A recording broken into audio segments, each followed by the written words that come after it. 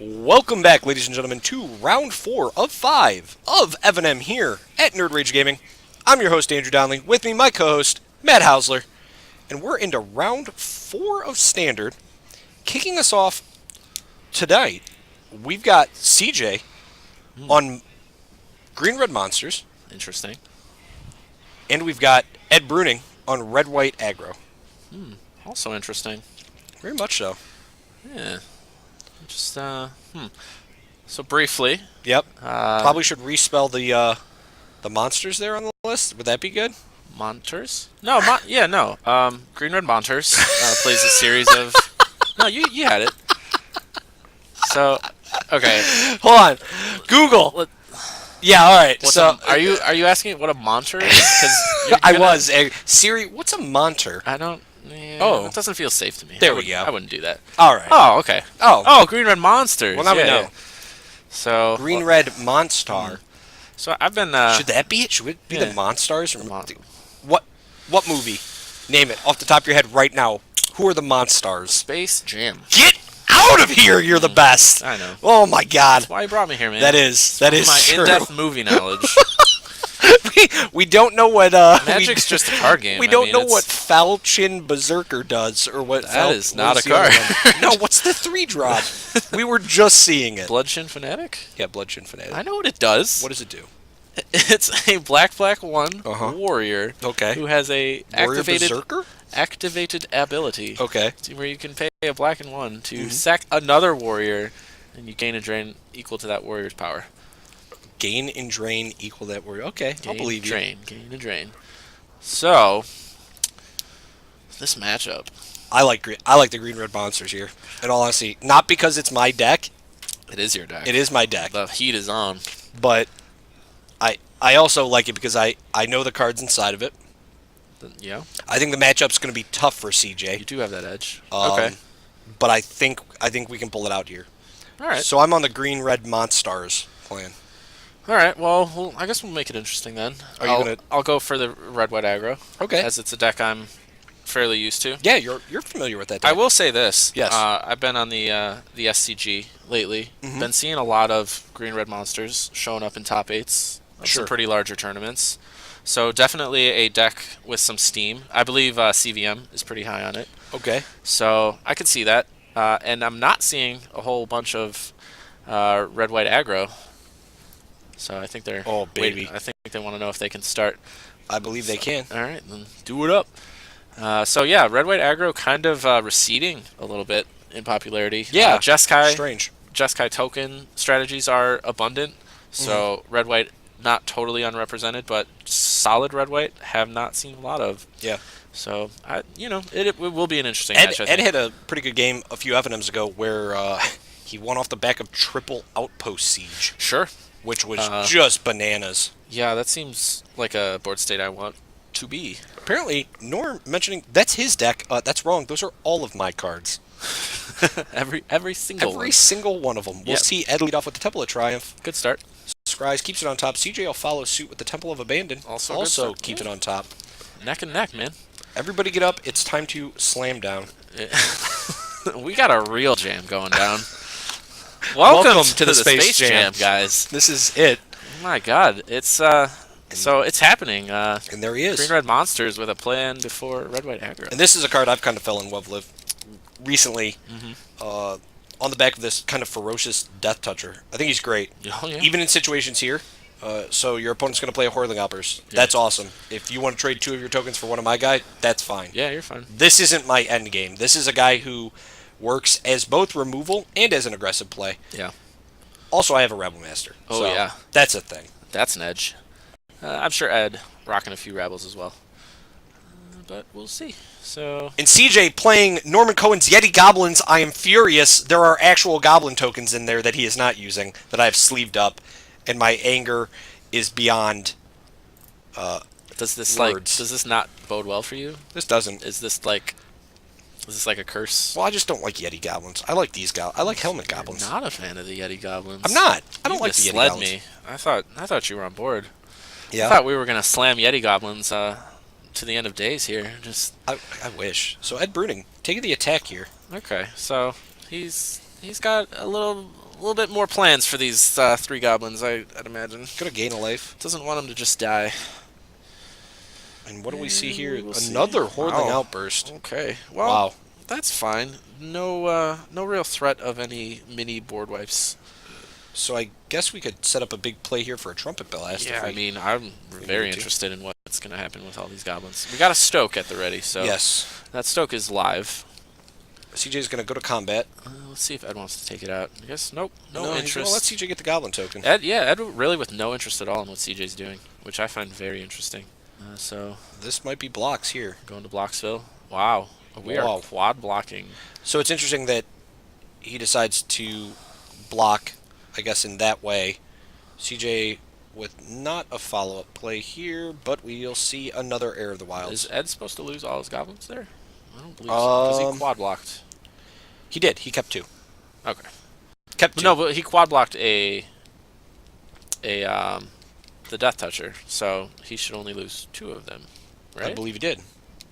Right? Because he had 6 goblins, and so he should be sitting with 4, unless he Mhm. also just traded tokens as well. So we'll have Which a is- Ferocious trade. Yeah, okay, that's what he did. So we're all good.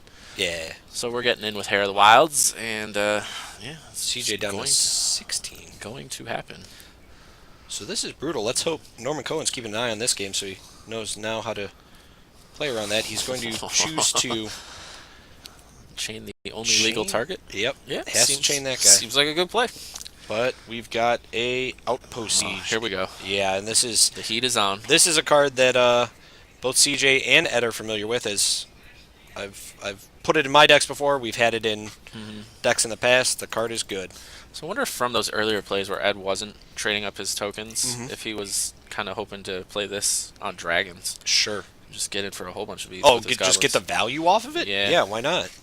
But now that he's kind of seeing CJ's strategy, he's calling the audible. All right, Yeah. I'll trade my goblin tokens. I'll just use this on cons. Start drawing cards. So let's see what CJ decides to do here. Is it's double Storm Breath All time. right. Well, okay. Now we're racing. I guess if you're gonna play that game, I guess Green Red Sure. Monsters is pretty good. Green Red Monsters. The Green Red MonSTARS not so bad. CJ sitting at 11. Ed rips a Storm Breath off the top. So CJ's looking at a back crack of 8, 9, 10, 11. Since we have a Wild Slash in hand. That's and lights. that is That's brutal. lights out, friend. 1, 2, 3, 4, 5. Though we only have 5 mana available to us from Ed. Okay. CJ with a Draconic Roar in hand, by the way. Things are going to get spicy. So Ed, realizing he doesn't Have quite Have the it. mana. Yeah. So he says, this card would have killed you, but I don't have the mana to cast not it. revealing it though, I don't think. Just saying it. By the way, look how crisp and clean CJ's side of the board is. So that's a very Control-esque side of the board. I love it. Sure. Here comes Storm Breath. So Ed opting Yeah. to keep 1 back. I mean Interesting. well, he's keeping them both back. Yeah, And I guess that is your only line if you don't have lethal sure. from a crackback. So, if I'm CJ, I think I'm pretty excited about that, though. I am too. I'm I'm getting excited that Zadagoober I'm a few burns away. decided to just join up with the NRG clan here. Thanks, Oh, Zadagoober, welcome. for following the channel. Welcome to the MonStar domination. Welcome to the MonSTARS battle, baby. 90s edition. This is almost like, this reminds me of the game where the purple MonSTAR dunked on Jordan. Yeah, And that's Tweety impressive. Bird got pretty aggressive on the court. I think that's considered a technical foul. So we're going to see He served his foul. a crack here. So this we- might get dangerous for CJ. We are going to see a monstrous Storm Breath. Yes. And also a trading of Storm Breaths. Yes. So CJ having to decide here where the Storm Breaths are going. 1 is monstrous. Ed will drop down here to 4 because he has 2 cards in his hand. Yep. There's a Lightning Strike off the top and a Stoke. Uh-oh. So this is Still, though. 3, He's got him at 1. 4. Uh-oh. No, 2. wait. What is... That's 7. Okay, yep. So The he's Storm Breath is dead. killing the dragon because he, again, does not have lethal. And now CJ. And if he doesn't deal with Storm Breath, he is CJ dead. drawing a Storm Breath off the top. Boom. Oh, the dragons. Storm Breath the deck. And that is it. Norman Cohen, take some notes because you've got to learn how to play. Yeah, Norm. Play Storm Breaths. Play the Storm Breaths, Norm. Play them all. Play them all. Every Storm Breath you draw, you got to play. I want to see no less than 3 Storm Breaths per game. We need a lot. Because that will do it. That wraps it up. Are you going to read off my sideboard, and I'll read off Ed's sideboard? Is that how we're doing it? I think that makes sense. Okay. You'll like my sideboard, because I think it's fairly good in this match. All right, fair So I'll enough. start with Ed's, since CJ picked up game 1. So Ed and his sideboard, 4 Arc Lightnings, 3 Glare of Heresies, 2 Mastery of the Unseen. I notice you're not writing any cards down. Or do you not want to bring any of these in? Is that a tell? I just... You know me. Hold on. You might like 2 Sarkin the Dragon Speaker. Okay. Write it down. That's coming in. Yep. Okay. 2 Erase. What are we hitting? I'm not writing it down. Chain of the Rocks. I'm 2 not. Banishing Lights. Okay, I'm writing that one down. Okay, so I agree. I think that's what we're bringing in. I think we're bringing in the Sarkins, and I think we're bringing in the Banishing Lights. That's exactly what I wrote down. 2 of each. Bring them in. What do we got coming in from CJ's board? All right, the red-green MonSTARS. The red-green MonSTARS. Which I assume is the new name of this deck. Of course. Moving forward. All right. So CJ's got 1 Chandra Pyromaster, 2 Atarka's Command, 3 Arc Lightning, 2 Xenagos the Reveler, 2 Hornet Nests, 2 Destructive Revelry, 1 Outpost Siege, and 2 Barrage of Boulders. Oh, baby. Don't act surprised. What do you mean, don't act surprised? You know this sideboard. So what are we bringing in? What do we like? All right, so I like, let's see. Oh, man. Yo, Barrage of Boulders is sweet. It's, A turn 3 Barrage of Boulders, that game would have been ridiculous. Yeah, I agree. So remember, we're on the draw, too, so that does make somewhat of a difference. Oh, sure. Well, I still think Barrage is good. Okay. I like Outpost Siege. Yep. I like the 2 of Destructive Revelries I quite do, a bit. too. I think they're super good. I think Hornet Nest also actually pretty good. Yeah. Tussled with that card a lot Yeah. in the red-white days, and that kind of just, good It's luck. It's a rough card for... Good luck, Rabble Master. Yeah, yes. So, Arc Lightning, okay. Barrage is probably just better. I think I'd just take Barrage and... I think Barrage is better in this situation, too, only because it gives us a way to proc our Ferocious Falter if we need it. So not only are we shooting all of his tokens for 1, Yep. but now if we have Ferocious on board, which this deck can apply very easily, Yeah. He just can't block. Yep. There's no blocking being If done. if anything survives. Yeah. I also want the 2 Atarka's Command because I love that card. I think it's really good. Just in general. Okay. And in this matchup, not too shabby. No? I like Skullcracking People. I believe I've mentioned that a few times. Yeah, I don't know if it's as good here, just because... Yeah, there's no big life gain to Right. worry about. And CJ arguably doesn't have to play the role of like a burn deck. Not at all. You could play the Accelerate Land, and I guess Coincidentally, giving your Death Touchers, your 2/2 Death Touchers, a little bonus. +1/+1 in reach is pretty good against Storm Red Dragon. Yeah. Against any dragon. Against any flying creature. So we're bringing that in. You want to bring that in too? I'd bring it in. All right. I wouldn't even care. Well, let's see what these players want. Because Game 2's kicking off, Bell. We shall see. And this is a fetch here from Ed. It's a fetch off of Wooded Foothills, too. So Ed looking to kind of thin his deck, I guess, a little bit. Yeah. Yeah. We can already see he might have also wanted to just have mana up to Wild Slash if CJ played a Dork on turn 1. Sure. But CJ deciding to lead here with the Temple of Abandon. Yep. So We'll get a quick cut. I wonder if this... So, yeah, if you have a Slash, I think we just leave it back. Oh, And, definitely. Yeah, so we're just going to run out some mountains. Looking like a bit of a mono red deck at the moment. Ed's hand, a lot of red cards. And only red mana, so I guess it's not terrible. I think you'll see both players kind of try and dance around here. CJ with the Draconic Roar in hand, which we will fire off, revealing a Thunderbreak Regent. Ooh, super good. So Ed will be taking 3 as that spell resolves. He does not seem pleased with Draconic Roar. No, that card's super good. Yes, it is. And if you're a player with little dudes as your board, and that card gets played, you're not happy. And good. now Ed knows a Thunderbreak is on the horizon. So CJ has an interesting turn here as Ed can tap out to play something, and CJ can then set up Ferocious next turn off the back of a Boon Satyr. And just for value, let's never just mind. blow Yeah, that we up. might as well just Take kill 2 that. more. Put you at 13. You pinged yourself. My God. Okay, so... And I believe we'll see the Thunderbreak Regent make his appearance as CJ pings himself off the Mana Confluence, and this is a card that'll just be Very hard for Ed to deal with. Pretty annoying. Ed, once again, fetching, putting himself down to 12. Yeah, and if I will make some assumptions here that Sure. Ed does. I don't know if Ed has kind of this sweet red package that Dragons has offered us, where you get Thunder Breaks and Draconic Roars. Yep. I'm not entirely sure how Red White has adapted with that. I don't believe they've kind of gone that route. I can tell you, the Green Red MonSTARS deck is playing a total of 7 Dragons if you count Sarkin.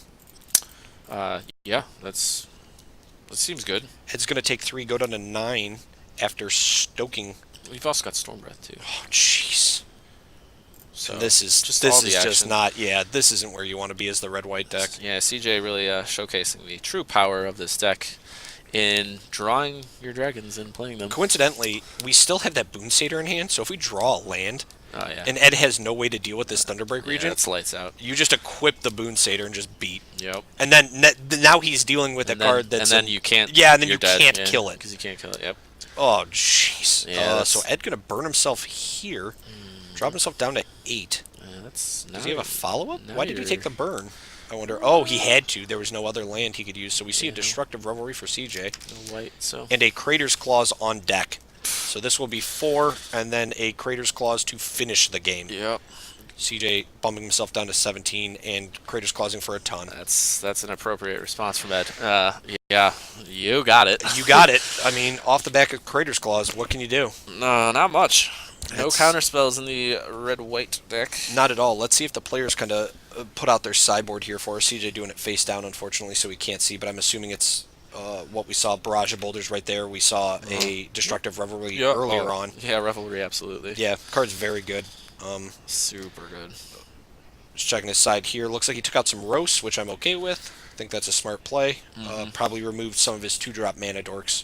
The Rattleclaw Mystic's not really necessary in this matchup. No, just out Dragon. Yeah, definitely. I'll play. I mean, Revelry, super good. With Draconic Roar, super good. Like, it just accelerated. I think in the end, his favor. Our sideboard our sideboard comes in so much better than the red-white aggro sideboard. You know what I mean? Absolutely. There's just so much more we do. Yeah, a lot of options, and just like you kind of get rewarded, I think, for playing red-green in this in this matchup. Just because Draconic Roar is a card, and I mean Destructive Revelry. I don't know why it left. It's still great. You know what? That's an interesting conversation. Let's talk about that. Why do you think that cards like Destructive Revelry, and even beyond that, Unravel the Aether, which is a card that's super easy to splash in decks that are just playing green, left standard?